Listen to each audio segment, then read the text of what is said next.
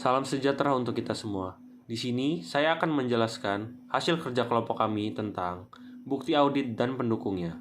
Pertama-tama, saya akan memperkenalkan anggota kelompok kami, yaitu ada Apta Aulina Wafi, Iva Renaldi, dan Valencia Magdalena. Oke, langsung saja kita lanjut ke materi. Bukti audit dan pendukungnya. Bukti audit sangat besar pengaruhnya terhadap kesimpulan yang ditarik oleh auditor dalam rangka memberikan pendapat atas laporan keuangan yang diauditnya. Oleh karena itu, auditor harus mengumpulkan dan mengevaluasi bukti yang cukup dan kompeten agar kesimpulan yang diambilnya tidak menyesatkan bagi pihak pemakai dan juga untuk menghindari dari tuntutan pihak-pihak yang berkepentingan di kemudian hari apabila pendapat yang diberikannya tidak pantas. Selanjutnya ada bukti audit. Pembahasan tentang bukti audit didasarkan atas standar pekerjaan lapangan. Yang ketiga, yang berbunyi, bukti kompeten yang cukup harus diperoleh melalui inspeksi, pengamatan, permintaan keterangan, dan konfirmasi sebagai dasar yang layak untuk menyatakan pendapat atas laporan keuangan yang diaudit.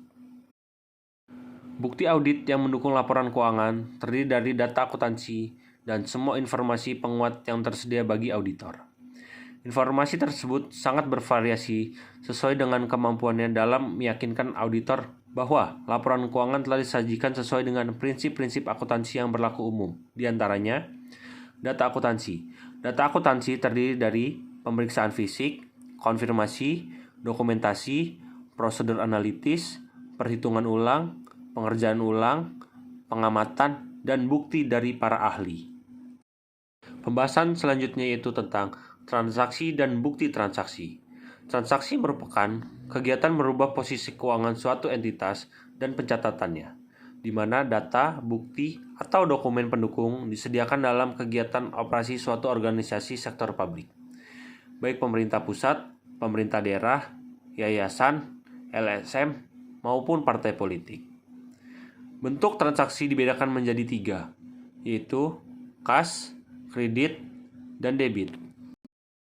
Selanjutnya yaitu perilaku atau pihak yang terlibat dalam transaksi keuangan publik. Beberapa pihak yang terlibat dalam transaksi keuangan negara sebagai berikut, yaitu ada menteri atau pimpinan lembaga, pejabat pengelola keuangan daerah, pengguna anggaran, kuasa pengguna anggaran, dan penggunaan barang. Syarat sah bukti keuangan publik, yaitu yang pertama, transaksi dibuat oleh penyedia layanan atau penjual. Yang kedua, bukti transaksi diberi nama penerima, ditandatangani atau diparaf, dan dicap oleh penerima transaksi atau pimpinan organisasi. Yang ketiga, tertulis keterangan waktu terjadinya transaksi. Yang keempat, tertulis barang atau jasa apa saja yang ditransaksikan. Yang kelima, tertulis jumlah uang yang ditransaksikan sesuai dengan pertukaran barang atau jasa yang dilakukan. Dan yang terakhir, adanya materai pada jumlah transaksi tertentu, misalnya materai 10.000 atau materai 6.000. Teknik verifikasi bukti transaksi. Verifikasi adalah suatu bentuk pengawasan melalui pengujian terhadap dokumen keuangan secara administratif dengan pedoman dan kriteria yang berlaku. Tujuan verifikasi adalah yang pertama, mencegah terjadinya penyimpangan yang dapat merugikan negara. Yang kedua, adanya keberadaan formal dan substantif serta kelengkapan dokumen yang dikirimkan ke kantor pelayanan pemberdayaan negara atau KPPN. Yang ketiga, mengetahui apakah peraturan perundang-undangan yang berlaku telah ditaati oleh satuan kerja.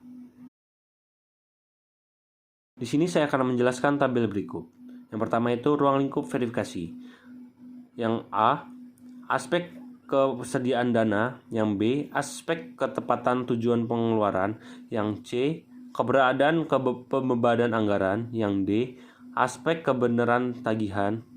Yang E, aspek kelengkapan bukti pengeluaran dan dokumen pendukungnya.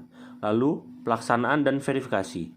Yang pertama, verifikasi ketersediaan dana. Yang kedua, verifikasi ketepatan tujuan. Yang ketiga, verifikasi keberadaan anggaran. Yang keempat, verifikasi keberadaan tagihan. Dan yang terakhir, verifikasi kelengkapan bukti pengeluaran. Selanjutnya, verifikasi kelengkapan bukti pengeluaran. Transaksi keuangan merupakan segala kejadian-kejadian atau peristiwa yang mempengaruhi suatu posisi keuangan negara yang dapat dinilai dengan uang. Sedangkan bukti transaksi realistis anggaran, pendapatan, dan belanja negara dapat dipahami sebagai dokumen yang diterbitkan oleh lembaga keuangan yang berwenang atas transaksi realitas anggaran, pendapatan, dan belanja negara. Data survei. Penggalian data pada data survei dapat melalui kuesioner, wawancara, observasi, maupun dokumen data. Contoh bukti dari data survei antara lain, yang pertama, data Badan Pusat Statistik. Yang kedua, Badan Suksesnas. Yang ketiga, data Poldes. Yang keempat, data survei masyarakat atau lembaga survei yang relevan. Selanjutnya, data dari laporan keuangan lembaga lain. Sumber dari data lapangan keuangan lembaga lain yaitu yang pertama, data dari perusahaan negara, yang kedua, data dari perusahaan swasta, yang ketiga, data dari bank sentral, yang keempat, data dari bank umum lainnya, dan yang terakhir, data dari bank swasta. Contoh verifikasi bukti transaksi.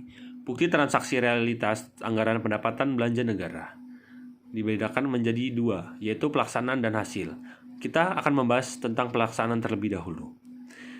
Verifikasi ketersediaan dana itu yang pertama, yang kedua, verifikasi ketepatan tujuan, yang ketiga, verifikasi keberadaan pembebanan anggaran, dan yang terakhir, verifikasi kelengkapan bukti pengeluaran. Lalu hasilnya yaitu yang pertama, nota pengembalian tanda bukti, yang kedua, nota hasil verifikasi, dan yang terakhir, laporan hasil verifikasi. Sekian presentasi dari saya. Saya ucapkan banyak terima kasih sebesar-besarnya atas ketersediaan untuk menonton video ini. Terima kasih.